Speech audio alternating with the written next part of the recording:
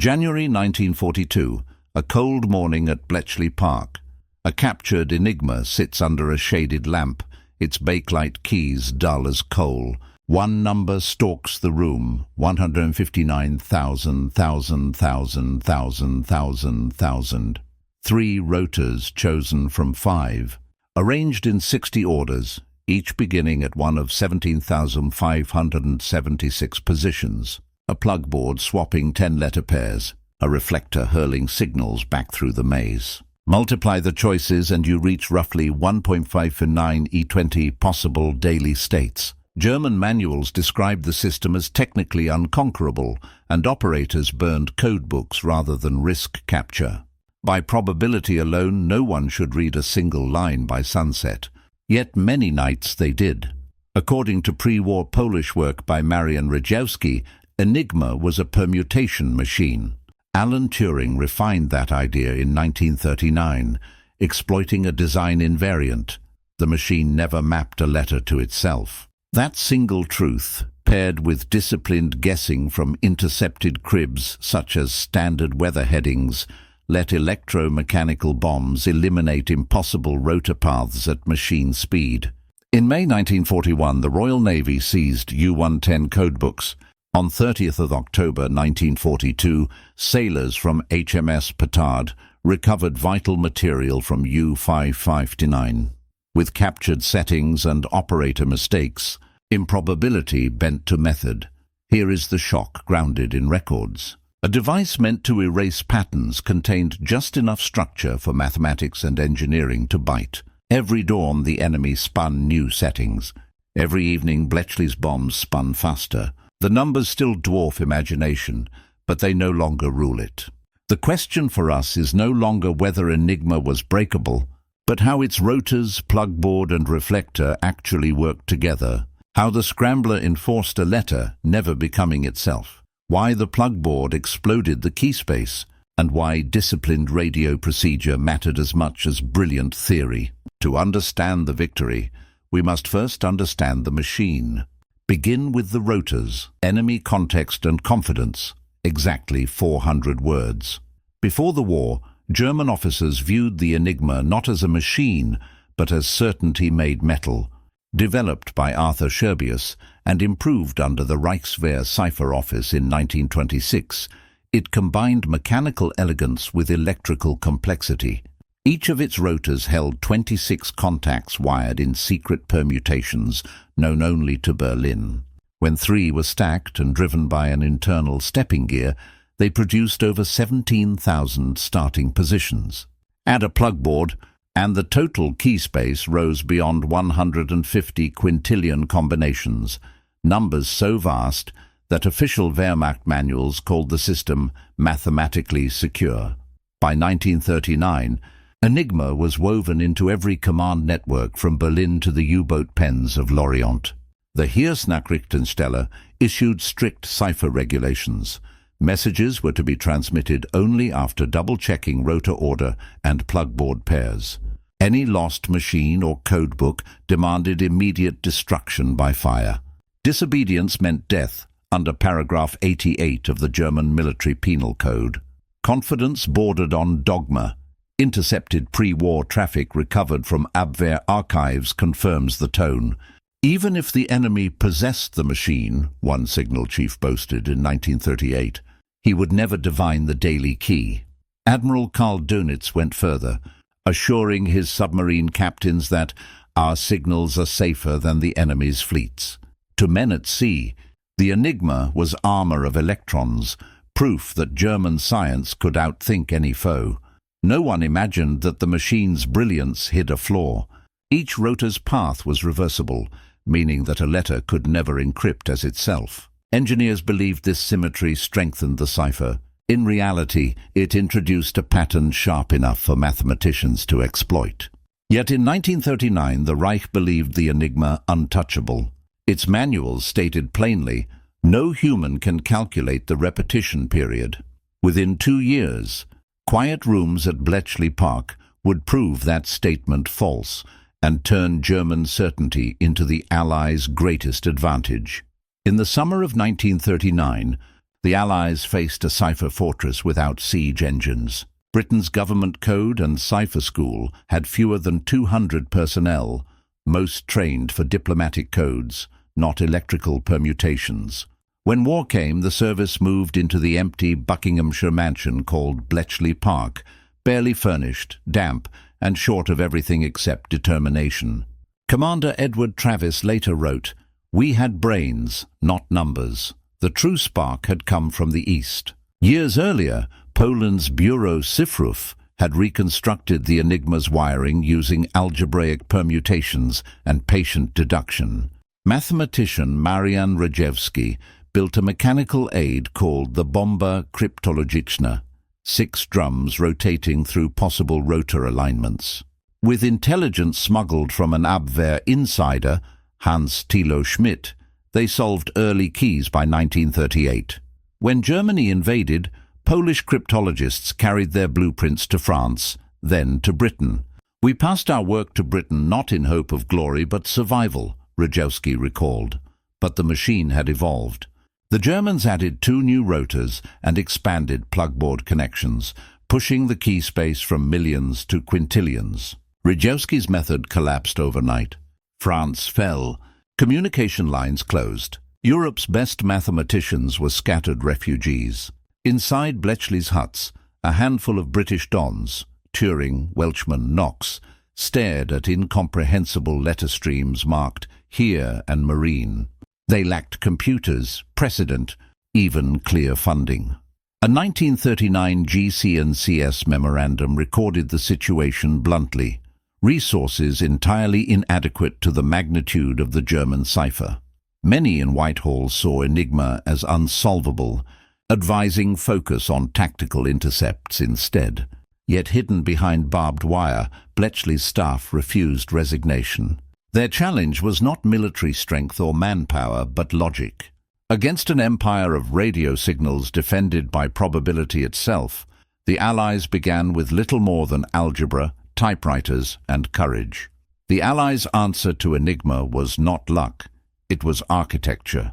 In September 1939, Alan Turing arrived at Bletchley Park with a proposal grounded in mathematics rather than intuition. He reframed cryptography as a problem of logic.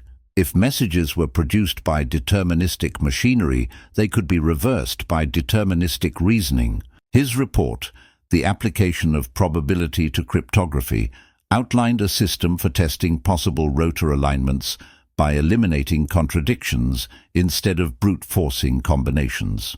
It was the conceptual birth of the Bombe, constructed by engineer Harold Keane at the British Tabulating Machine Company in Letchworth.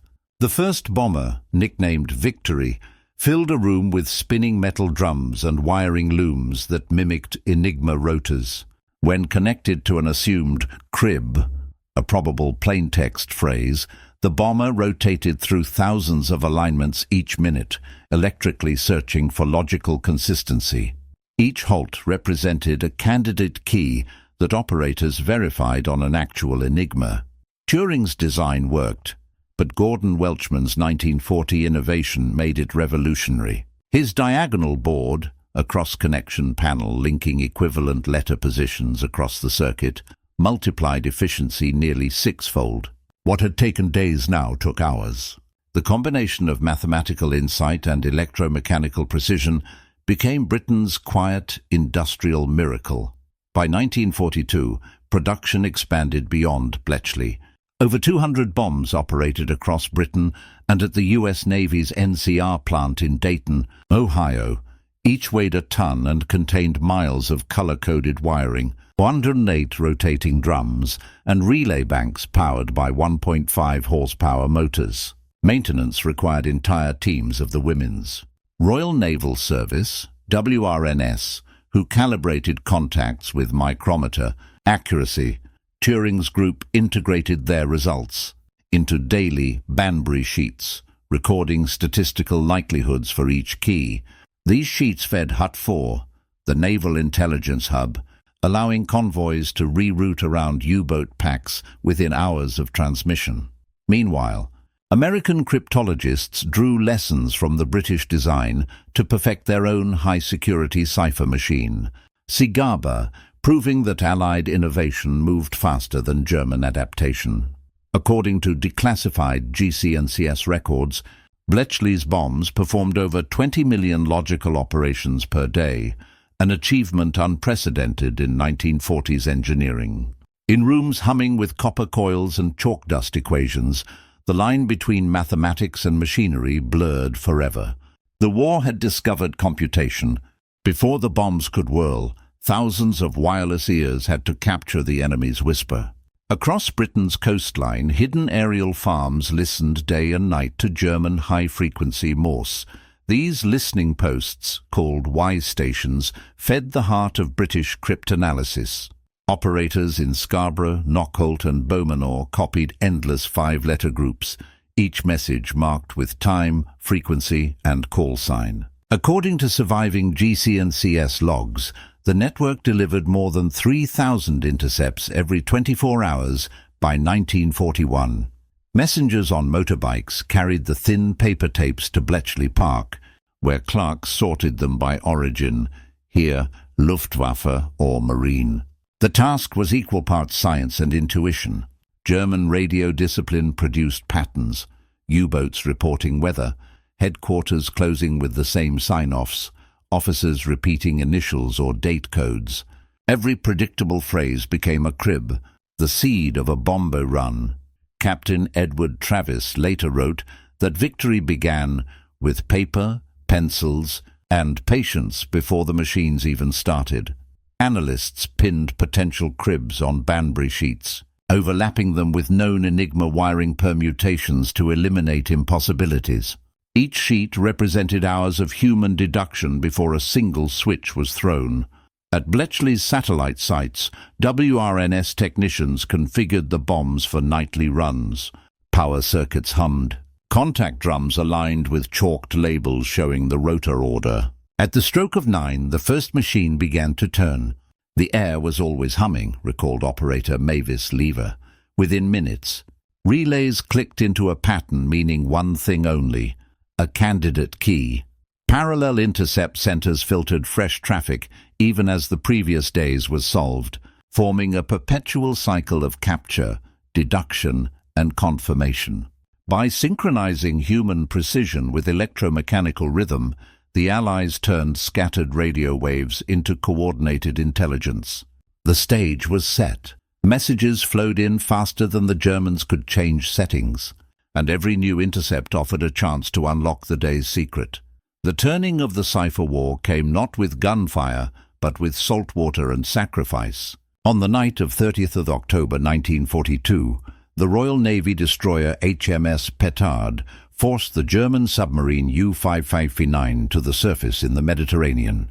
As the crippled U-boat began to sink, 3 men, Lieutenant Tony Fasson, able seaman Colin Grazier, and 16-year-old Tommy Brown, dived aboard.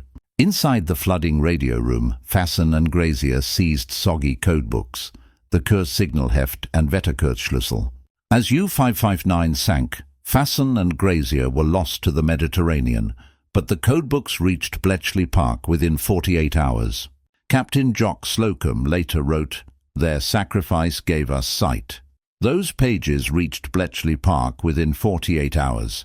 Combined with earlier captures from U-33 and U-110, they filled critical gaps in the Kriegsmarine's 4-rotor Enigma system, codenamed Shark. Until then, Hut-8's machines had spun futilely against a cipher thought impregnable. Alan Turing's 1942 report Naval Enigma records the change. The logical mind can defeat impossibility. The new documents provided starting indicators and rotor wiring orders that transformed theory into solvable arithmetic. The process began each dawn. Intercepted U-boat traffic, position reports, weather signals, attack orders arrived from WWII stations in reels of punched tape. Analysts guessed a likely crib, such as the phrase Wettervorhersage Biscaya, weather forecast Biscay, then wired that sequence into a bomb. Motors roared. 108 rotors spun through 17,576 positions per minute. Relays clicked, lamps flickered, and sometimes after hours, a machine halted, a glimmer of logic. Operators verified candidate keys on a real Enigma wired to the same settings. When plaintext emerged, a clerk typed the first clear words: U-boat dispositions for Atlantic sector. Convoy HX-217 altered course that night. Not a single ship was lost. Such victories became routine. By December 1942, Hut 8 could read most naval traffic within 24 hours of transmission. To the Germans, losses seemed random. To the Allies, every sinking U-boat was charted mathematics. Turing's team now commanded an invisible front, stretching from the Bay of Biscay to the Arctic Circle. Each bomb performed nearly 1 million logical operations per hour, an engineering feat rivaled only by wartime radar. In technical reports preserved at the National Archives, the achievement is recorded without emotion. Decipherment of naval enigma rendered feasible. Yet behind those neutral words lay the hinge of the Atlantic War. The mathematicians had converted courage into calculation, tragedy into triumph. The impossible machine had been undone by human logic and by 3 sailors who drowned holding its secret. By the summer of 1943, the illusion of invulnerability was sinking faster than the U-boats themselves. Between March and July, the Kriegsmarine lost more than 200 submarines, a mortality rate Dönitz privately called unsustainable. His war diary entries, preserved in the Bundesarchiv, record rising panic. Konvois evade us with uncanny precision. Feind scheint alle Bewegungen zu kennen. The Admiral blamed new Allied radar, not mathematics. To restore confidence, Berlin ordered deployment of a new 4-rotor Enigma, the M4, believed unassailable. Yet even before its introduction was complete, Bletchley Park's bombs had already adapted. Hut 8 analysts reconstructed the extra wiring path, and by December 1942, the Shark cipher was yielding daily. While U-boat captains still trusted their codes, Allied convoys sailed safe through what had been killing grounds. Captured radio men remained defiant. Enigma cannot be read, one prisoner told his interrogators at Trent Park in 1944, refusing to believe otherwise. British officers did not correct him. Secrecy outweighed vindication. Ultra-decrypts continued under the strictest silence. Inside the Führer's headquarters, Dönitz demanded explanations. Engineers insisted the machine was flawless. Meteorologists blamed chance. Intelligence officers suggested betrayal. None dared propose the truth, that logic and wire had outmatched German science. As the Atlantic turned against them, U-boat crews faced a new kind of blindness. Messages that reached them still encrypted. Orders that guided them straight into ambush. By late 1943, convoy HX-300 crossed the ocean without a single loss, while entire wolf packs vanished beneath depth charges. The weapon meant to secure the Reich's lifeline had become its gravestone. In the Kriegsmarine archives, one final entry after the May 1945 surrender captures the disbelief. Enemy intercept methods remain unknown. They never learned that their downfall had been computed not by armies, but by circuits spinning in a quiet English manner. By the end of 1943, the tide of the Atlantic War had turned so sharply that even German commanders struggled to explain it. Allied convoys, once hunted mercilessly, now slipped through the ocean with uncanny immunity. Ultra-decrypts, decoded Enigma signals flowing from Bletchley Park, gave Allied admirals real-time intelligence on U-boat positions, fuel shortages, and rendezvous schedules. According to the Naval Staff histories, shipping losses fell from 681 vessels in 1942 to just 226 a year later, while German submarine losses tripled. Each morning, decoded messages reached the Admiralty in brown envelopes stamped "Most Secret." Convoy routes were redrawn, hunter-killer groups dispatched, and trap operations orchestrated with surgical precision. At times, decrypted reports arrived at Western Approach's command before the original German orders reached their own submarines. Dönitz, interrogated after the war, admitted, "We were fighting an enemy who always knew our next move. The consequences spread far beyond the Atlantic." Ultra-traffic exposed supply routes to North Africa, enabling the success of Operation Torch in 1942. Later decrypts tracked Luftwaffe fuel allocations and aided Allied deception plans for Operation Overlord. Every battle plan from 1943 onward leaned on the quiet arithmetic of Bletchley Park. Secrecy remained absolute. Only a handful of senior officers, including Eisenhower and Churchill, knew the source. The latter called it his golden eggs, refusing to risk a single hint of revelation. When victory came, the cryptanalysts melted back into civilian life, their work unknown. In 1979, a declassified Cabinet Office report finally quantified their legacy. The exploitation of German ciphers shortened the war in Europe by not less than 2 years. Behind that dry sentence stood tens of thousands of saved merchant sailors, Allied soldiers landing alive, and a world rescued sooner from ruin, all because mathematics outsailed steel. The Enigma story did not end with surrender. Its defeat transformed not only the war, but the entire architecture of modern intelligence and technology. Bletchley Park's electromechanical logic, the bombs, the switchboards, the relay logic, became the blueprint for the digital age. When engineer Tommy Flowers designed Colossus Mark I in 1943 to attack the more complex Lorenz cipher, he replaced rotors with vacuum tubes, with over 1,500 valves processing signals faster than any mechanical gear. Colossus became the first programmable electronic computer. Alan Turing's wartime algorithms evolved into post-war theory. His 1950 paper, Computing Machinery and Intelligence, proposed that machines could simulate reasoning itself, a thought born from years of teaching Bombe's to think in wires. Gordon Welchman carried that vision across the Atlantic, joining MIT's Project Mac, where the concept of shared computing networks was born. In the lineage of every microprocessor sits a trace of Bletchley logic. Cryptography followed the same path. The US cipher machine Cipher, built with rotor-based substitution, preserved Enigma's engineering DNA while correcting its fatal symmetry flaw.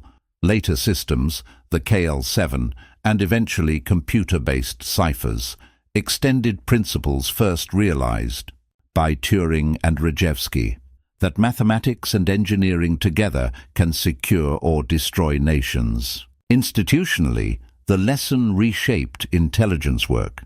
After 1945, Britain and the United States established permanent signals intelligence agencies, GCHQ and the NSA, direct descendants of GC and CS. Their operating doctrines, from intercept, discipline to compartmentalization, mirrored wartime Bletchley practice. Modern cyber defense traces its ancestry to huts of chalkboards and clattering rotors. Recognition, however, lagged behind achievement. Bound by secrecy until the 1970s, many cryptanalysts lived anonymous lives. Turing, prosecuted in 1952 and dead 2 years later, never saw his work honored. His eventual royal pardon in 2013 symbolized a nation's overdue gratitude to intellect over prejudice. A 1979 Cabinet Office report concluded soberly, "The exploitation of German ciphers shortened the war by not less than 2 years. Mathematics, applied with machine precision, changed the course of war and the course of thought." The phrase captures the true legacy. Enigma's defeat proved that human logic, amplified by machinery, could rewrite destiny, and in doing so, it invented the modern world. The story of Enigma ends not with noise, but with silence, the silence of thousands who kept a nation's greatest secret. Winston Churchill called them the geese that laid the golden eggs but never cackled. For 3 decades after victory, their names remained sealed behind official secrets acts, while the world speculated that luck had saved the Atlantic convoys. Only in 1974 did declassification reveal that logic, not fortune, had won the war's invisible battle. What began as a typewriter wired to confusion became the crucible of modern computing. Turing's principles, Welchman's circuits, and Flower's valves proved that intelligence could be mechanized without losing its humanity. They turned algebra into armor and engineering into empathy, saving lives not by firing shells, but by reading signals before the enemy knew they were sent. The Cabinet Office's 1979 report offered a plain conclusion. Mathematics applied with machine precision changed the course of war. Those words still echo in every algorithm protecting our world today. The first firewalls were not lines of code. They were rows of spinning rotors in an English country house. Visitors to Bletchley Park Museum can still hear the click of those bombs, smell the oil on their bearings, and sense the quiet urgency that once filled those wooden huts. They stand as proof that the greatest victories arise from intellect, collaboration, and perseverance. Alan Turing once wrote, "Intelligence is the ability to use the rules to defeat chance. That truth transcends war. It belongs to every engineer, mathematician, and dreamer who refuses the word impossible." If you ever visit Bletchley, listen closely. The rotors no longer spin, but their rhythm continues. In every circuit, every encrypted signal, every solved problem born of human logic and courage. That is Enigma's true legacy.